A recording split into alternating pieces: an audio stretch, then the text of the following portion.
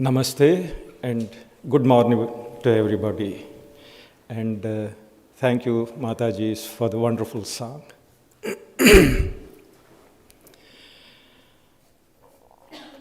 A couple of months ago, in March, we had a talk on the journey of life. In the course of that talk, we learned that this journey of life is twofold, as the Vedas teach it. It comprises the way of action and the way of renunciation, known as Abhyudaya and Nishreyasa in Sanskrit.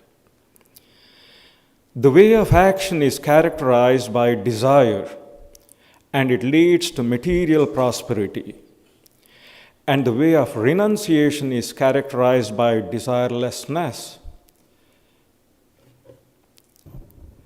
And that leads to spiritual liberation. At the end of that talk, we found that no scheme of human life can be complete without the spiritual ideal. Material life is unstable without a moral basis, and moral life is insecure without a spiritual foundation. So, material well-being also ultimately depends upon spiritual principles. Today's talk on the spiritual outlook is an extension on the same subject. Now, first of all, what exactly is morality? According to both Vivekananda and Vedanta, morality is essentially the attunement of the individual self with the universal, and it is therefore inseparable from spirituality. Whenever worldly enjoyment and glory become the primary objectives of life, what happens? Material values become more important than moral values. People become greedy, they become too selfish to sacrifice their secular interests for the sake of others. And ethics are twisted to suit convenience. This invariably happens when the physical order of existence is thought to be the only true reality, and sense life is regarded as an end in itself. Then all higher pursuits, arts, science, philosophy, even religion, everything is made subservient to sense life. But it is the ethical ideal that must guide and govern our material interests. The ethical ideal cannot be determined by or derived from our material interests. That must be independent and stand on a solid ground beyond them. And that is spiritual consciousness, which alone can control sense desires. Without the spiritual ideal, without liberation of the soul as the ultimate goal, no scheme of life can be self-sufficient or safe and sound. A spiritual outlook on life is necessary not only for liberation, but also for the security of earthly peace and prosperity. Even the mere recognition of this fact serves as a check on our desires. What is it that makes us selfish? It is this deep-seated sense desire that is the root of our selfishness, which makes us deviate from the moral path. And without controlling it, no moral development is possible.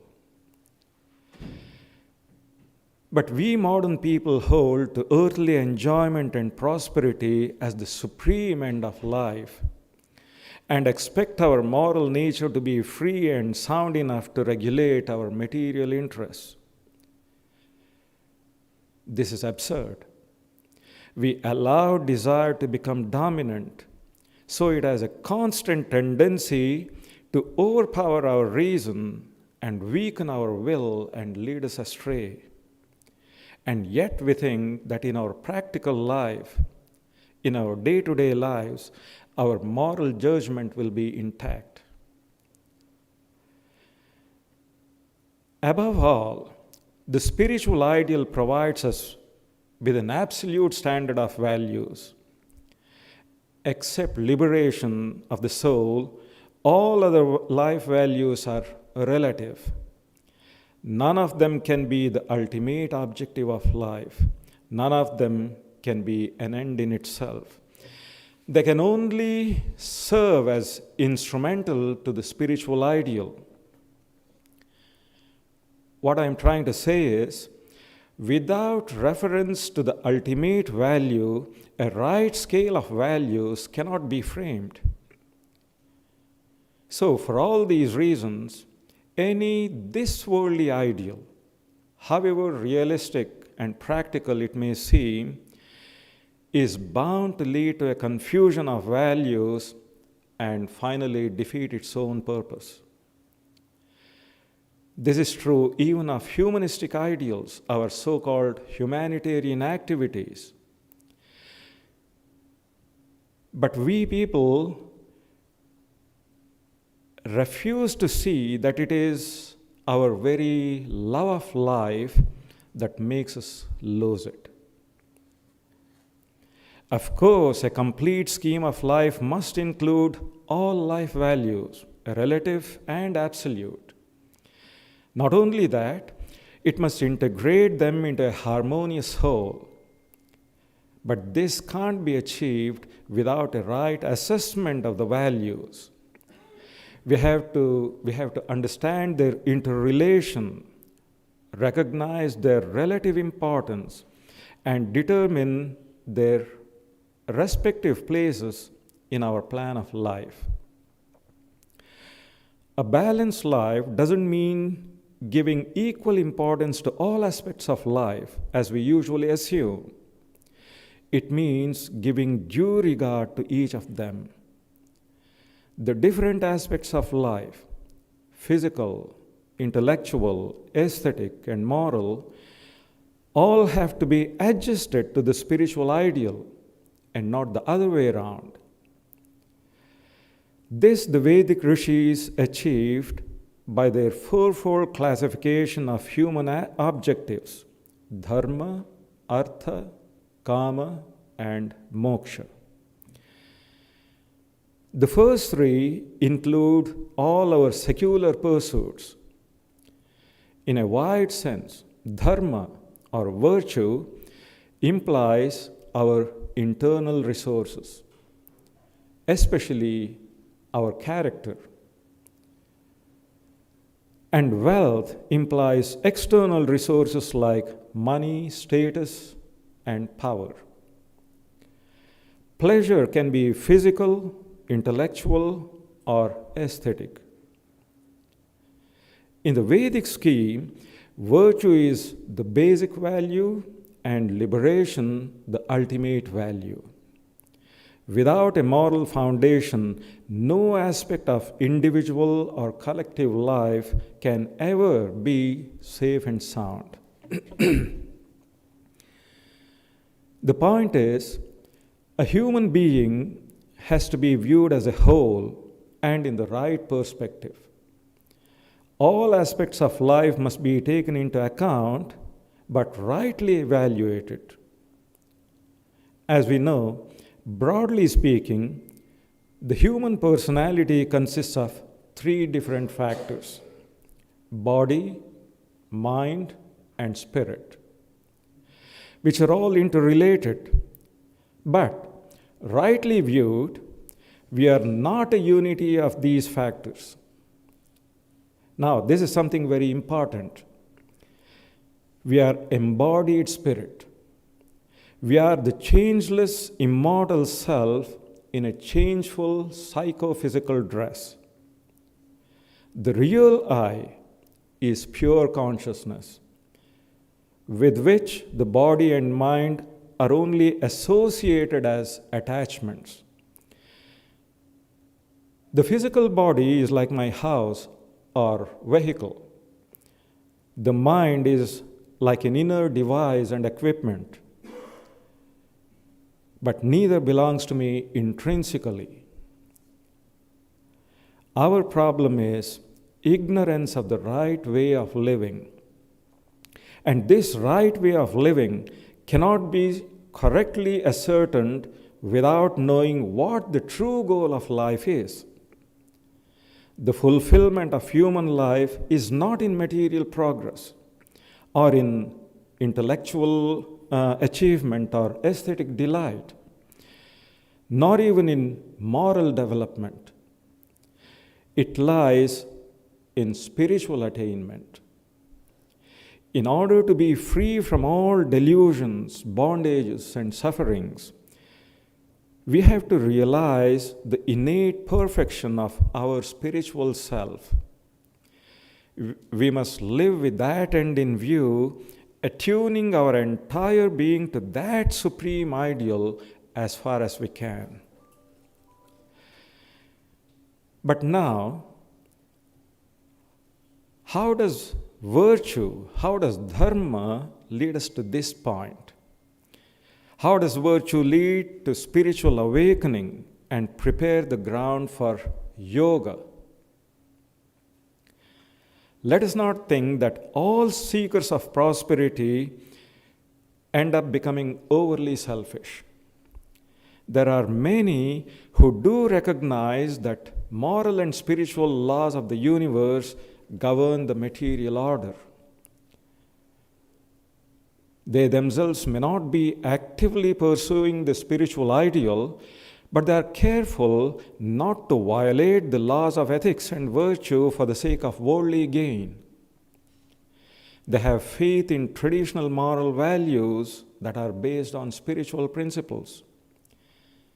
They don't allow their ambition to turn into greed. Whatever possessions and enjoyments are desirable, they try to acquire by the right performance of their duties according to their situation in life. And because of this self-control, they're able to make the best of their wealth and position and enjoy life in the right way. Wealthy or not, they get the most out of their lives.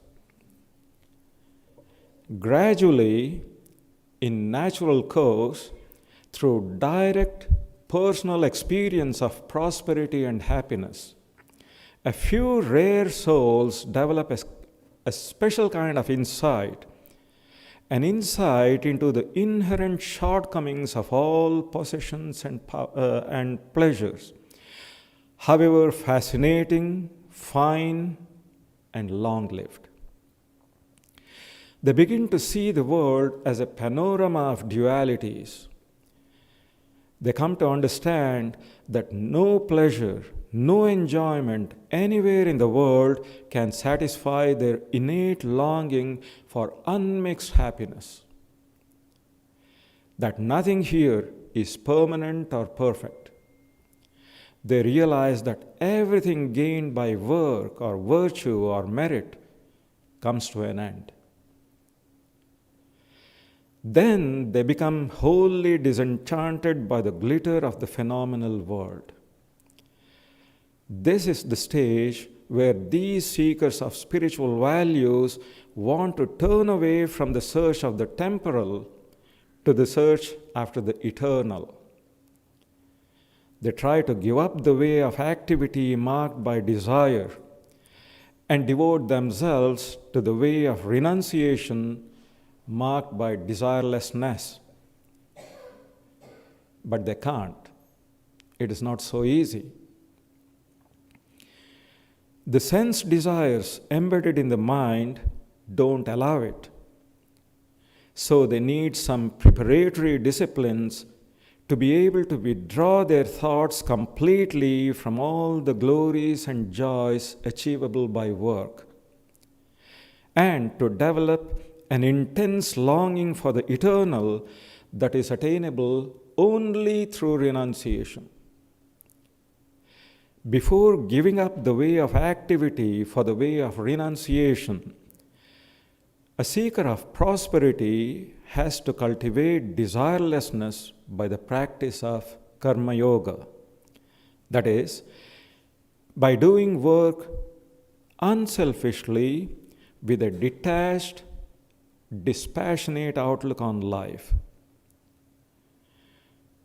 Real longing for liberation cannot grow as long as the mind clings to sense objects and enjoyments. And without this intense longing, nobody can follow the path of renunciation steadily and wholeheartedly. Fact is, desires don't leave us even though we want to leave them. Even after being fully convinced of their futility, they are firmly rooted in the subconscious mind and they cling to us stubbornly.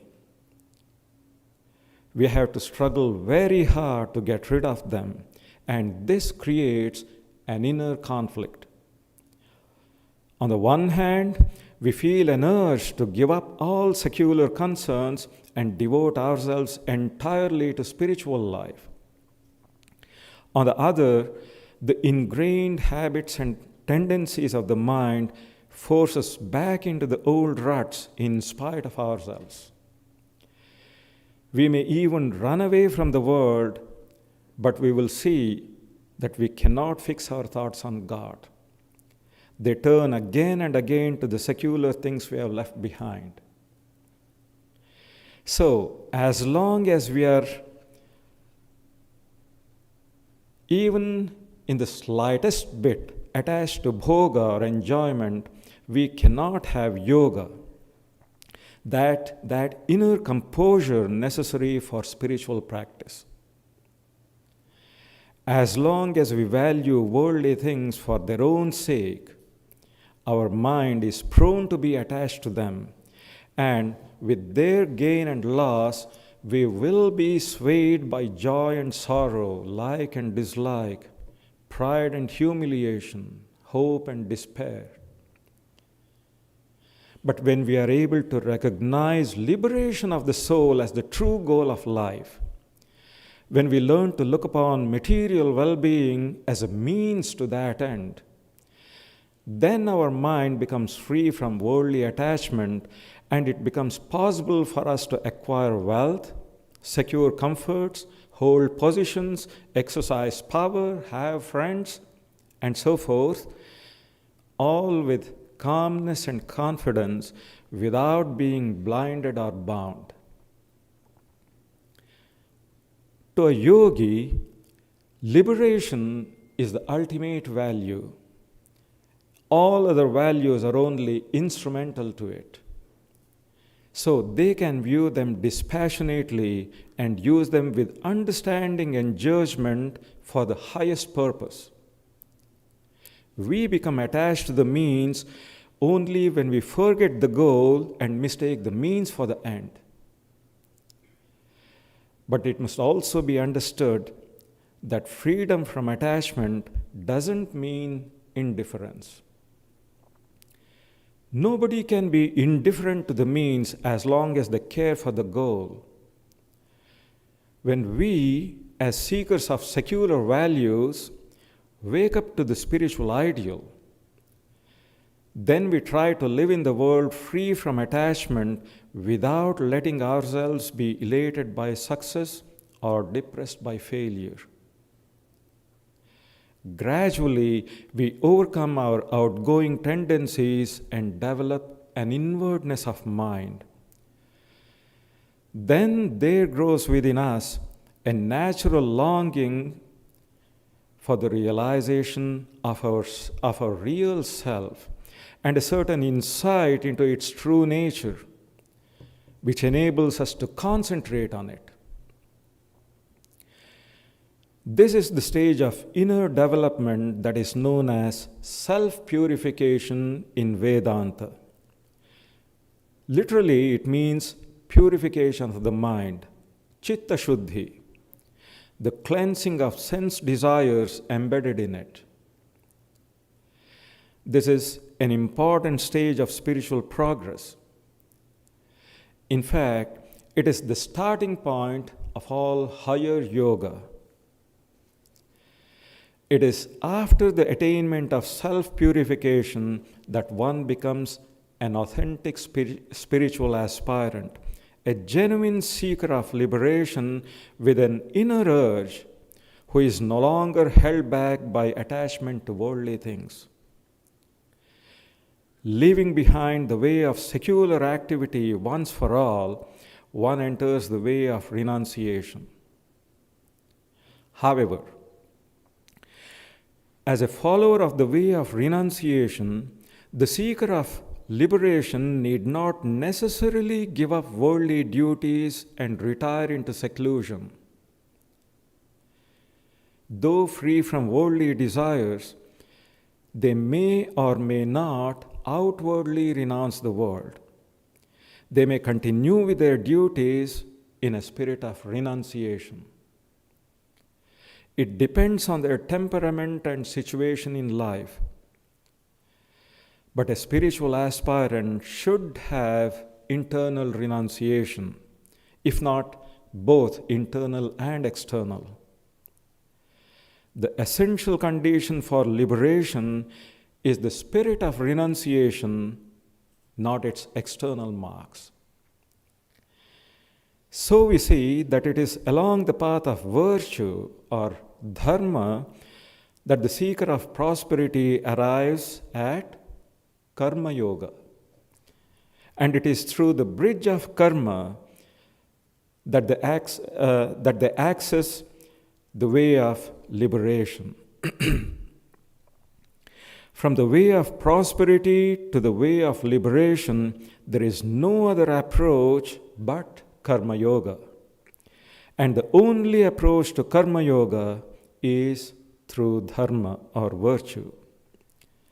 Therefore, unless the seeker of prosperity follows the path of virtue, they have no chance of finding the way to liberation.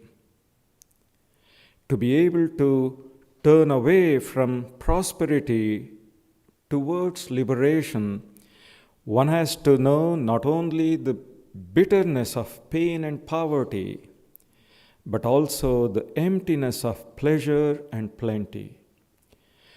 Without the experience of enjoyment and its results, boredom and meaninglessness, not many can realize the hollowness of this world. But first of all, how do we know what virtue is? According to Vedanta, ethical conduct must be based on scriptural knowledge. That is to say, on the fundamental unity of individual selves in the universal self, which the scriptures teach. It can't be based on our present egocentric view of life, which is based on ordinary empirical knowledge. Of course, the scriptures only give us the guiding principles and the general rules of conduct, but within that framework, every individual has ample scope for the exercise of their own understanding and judgment.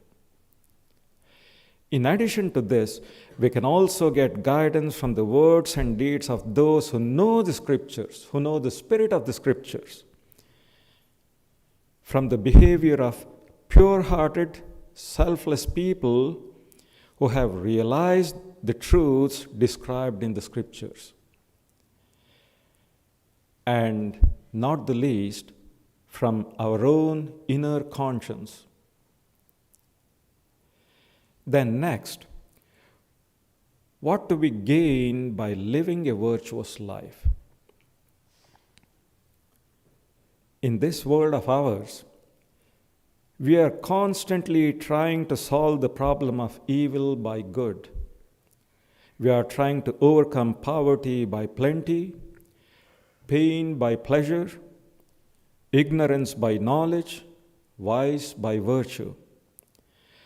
But when we succeed in these efforts, what do we find? We find that just as poverty creates problems, so does plenty. Just as pain creates problems, so does pleasure. Just as ignorance creates problems, so does knowledge. And just as vice creates problems, so does virtue. In short, evil and good both have their own peculiar problems. As a matter of fact, life is never free from problems. We solve one problem only to face another. We get out of one difficulty only to find ourselves in another. The entire relative existence is marked by interdependence. Wherever we go, we move from one level of bondage to another. Dependence means bondage, and independence is freedom. Both evil and good bind us, the one like an iron chain and the other like a golden chain. So we see that even moral virtues are not as good as they seem to be.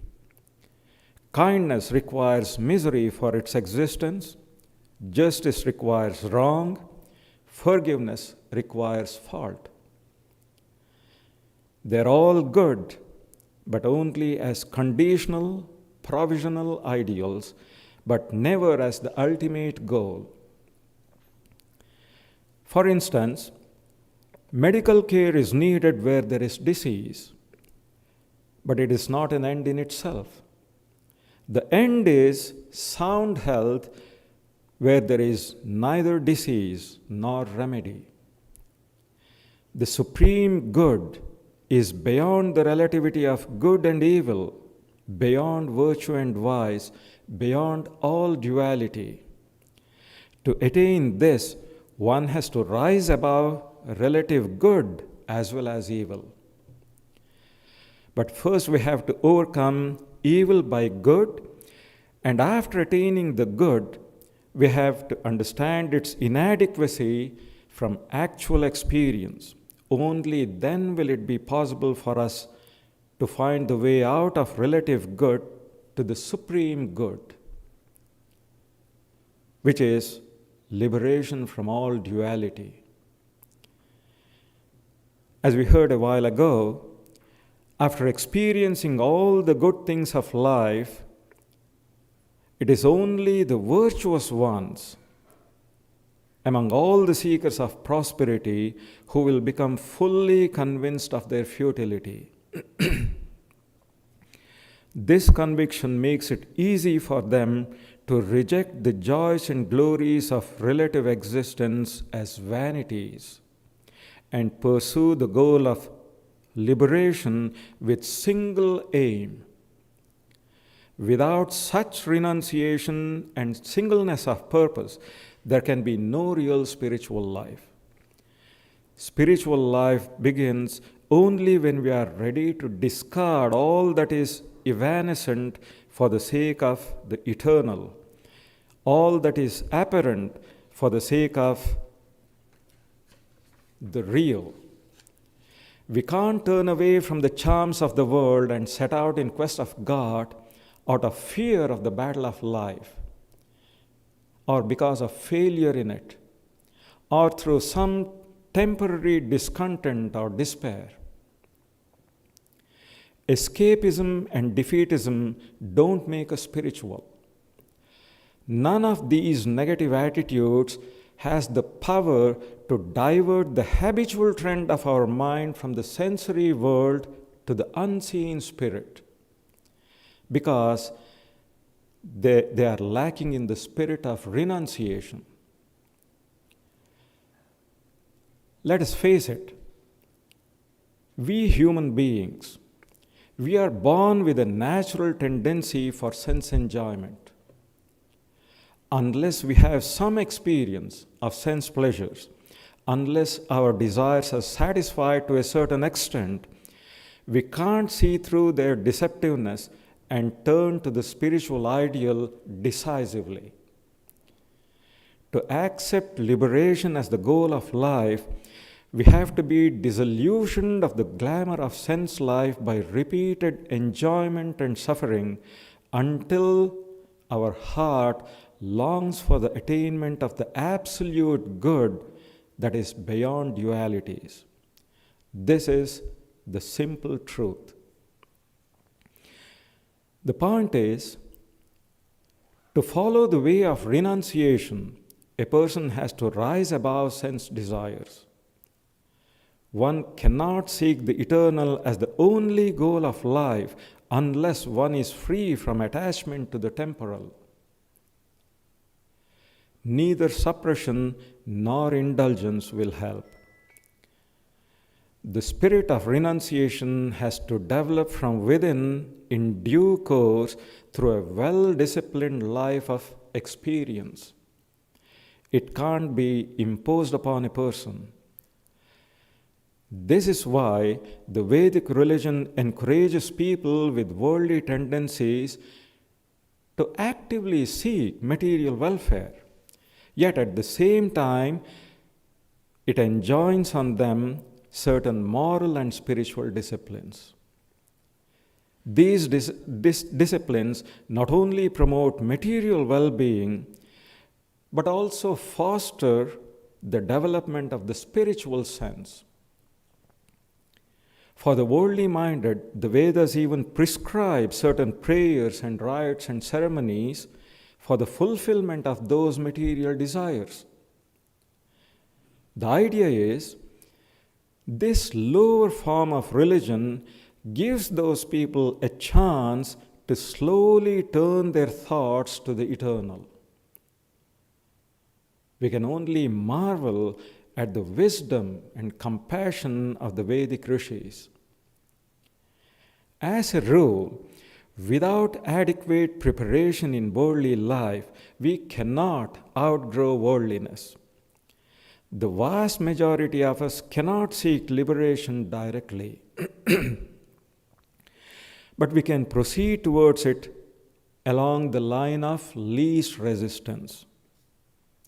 We can ascend to the highest step by step through a gradation of ideals. Our abilities and capacities differ. Different ideals suit us according to our levels of development.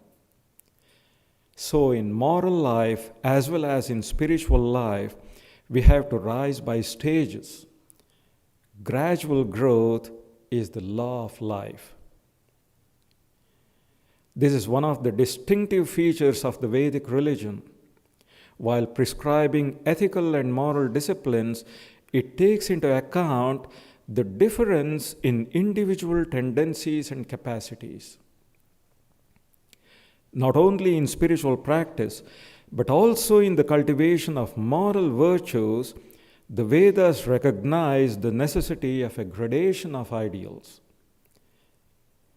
Because it is far better to take up an ideal within one's grasp and follow it with intensity than to have an ideal that is beyond reach and follow it half-heartedly. Every individual has his or her own line of development in conformity with their inner nature. So, the practice of virtue and the performance of duties should also be in accordance with their inborn tendencies and aptitudes. This is the normal way of growth, and it makes possible a well-ordered development and expression of an individual's potentialities. Now, after hearing all this, now we can see the necessity of a spiritual outlook on life. This is how virtue helps in aligning the way of prosperity with the way of supreme good. As I said, The cultivation of virtue is as essential to material well-being as it is to spiritual unfoldment.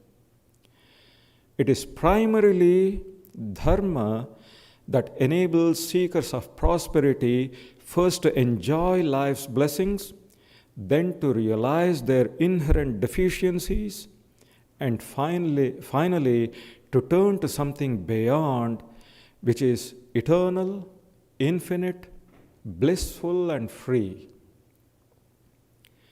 This is how an aspiration for supreme good gradually grows within.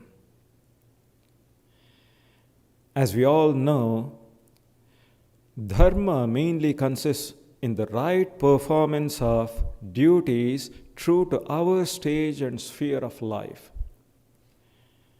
Our duty should always be in accord with our inner tendencies and capacities and with our situation in life. That is what swadharma means. So we find that swadharma is the bridge between the world and God. From pravritti through nishkama karma on to nivritti. The Vedic scheme of social and individual life is designed to lead every human being at whatever level to supreme good along their own line of growth. In addition to that, this pattern also helps maintain the stability of the entire structure of human society and keep it in steady, progressive form. This is the beauty of the Vedic religion. So in this way, everybody can advance towards the highest goal while doing their duties in life. Let me repeat it one last time. As long as we have sense desires, we can proceed towards that goal indirectly.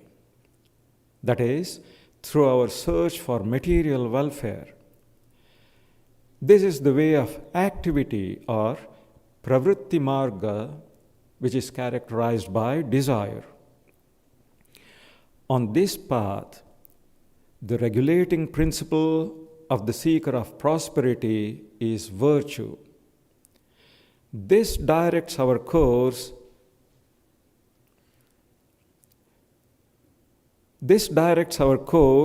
And through the fulfillment of our desires enables us to realize their futility. Without the practice of virtue, this insight does not grow. So, not all seekers of prosperity are automatically followers of the pravritti marga. The way of activity is an ethical course intended to lead to the way of liberation, but when it is not controlled by virtue, the search for prosperity does not turn into religious discipline. This we have to always bear in mind. The whole scheme of life has been drawn up by the Vedic rishis with the ultimate goal in view. Apparently, their purpose is to make human life safe, sound, and meaningful, but the deeper purpose is to lead people from all levels of life to the highest end. The supreme ideal is as necessary for this life as for the life beyond, as essential to the temporal life as to the spiritual. Unless directed towards the spiritual goal, life in the sense world cannot succeed. As an end in itself, it is bound to be a failure. It is sure to collapse of its own excesses. It is now clear that material life without the support of moral life can't hold its own. As we already heard at the beginning, when material well-being becomes the primary objective of life, sense desire, which is chronic and insatiable by nature, dominates human reason and makes all other aspects of life subordinate to the material. And when moral life is weak, it can't support material life.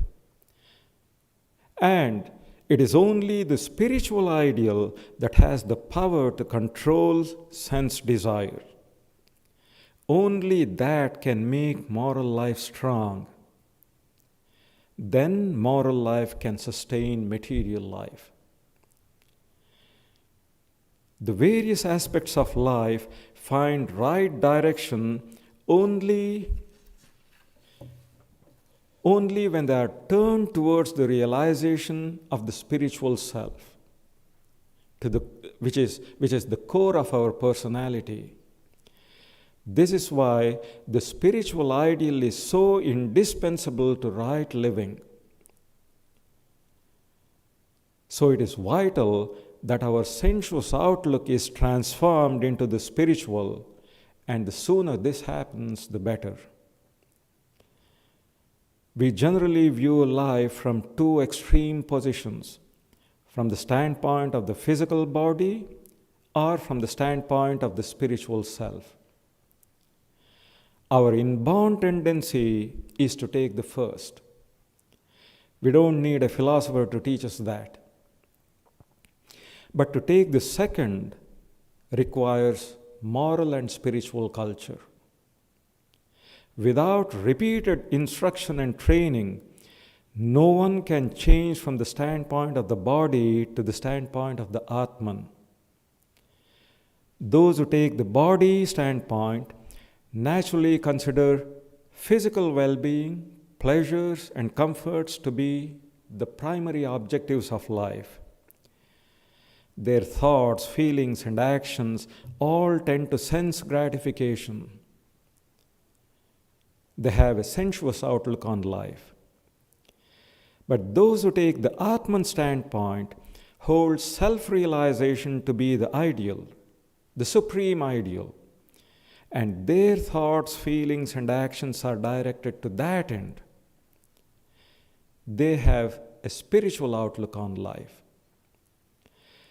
But there is a big difference in the result that we see in this world. Our moral character is weakened or strengthened according to the emphasis we lay on the one or the other of these two ideals. And this is a really big difference. Whenever the sensuous outlook predominates, what happens? Unrestrained passions, motivated by the desire for enjoyment, create innumerable complications in both our private and public lives. We don't realize that most of our present-day problems, whether domestic or social or national or international, they all have their origin in our sensuous outlook, which is predominant in our modern mind. The social, economic, and political troubles of our times are mostly symptoms of the disease and not diseases in themselves.